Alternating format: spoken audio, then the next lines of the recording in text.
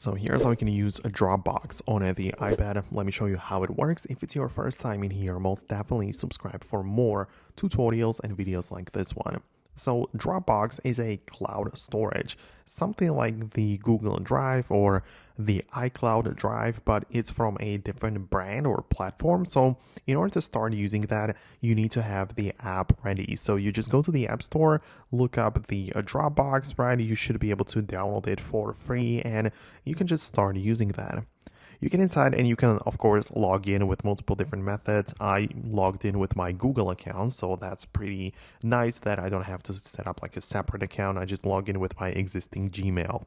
But anyways, you get inside as such, and you have like the home view where you have like the recent files. But most importantly, we are interested in this files folder in here, and here are all of the things which you have stored on your Dropbox. So you're going to tap the plus button to add something in here. So you can upload photos or scan something, create a new folder, and you kind of like organize this place. The whole point of these like services is that you have a place on the internet which is not your local storage where you store your files. So it doesn't matter if it's a Word document or photo or I don't know, presentation, you can put it all right here into this place.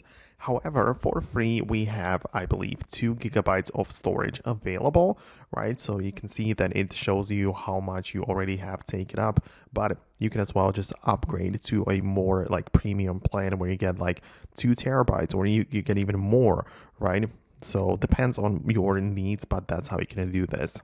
One more thing though, once you start using the Dropbox app as a separate application, you can then check out the Apple Files app, which looks like this, and it is possible that you will see the Dropbox in here as well. Right, so part of the locations, all of the like third-party cloud storages are going to appear, so you can as well click on the Dropbox and turn it on, and then it's going to be connected with the Apple Files. So this makes it easy to copy files between the local storage and iCloud and all of the other platforms as well. So I hope it makes sense. Let me know what you think about that below in the comments. For more tips and tutorials, stay tuned, and I hope to see you later in the next videos as well.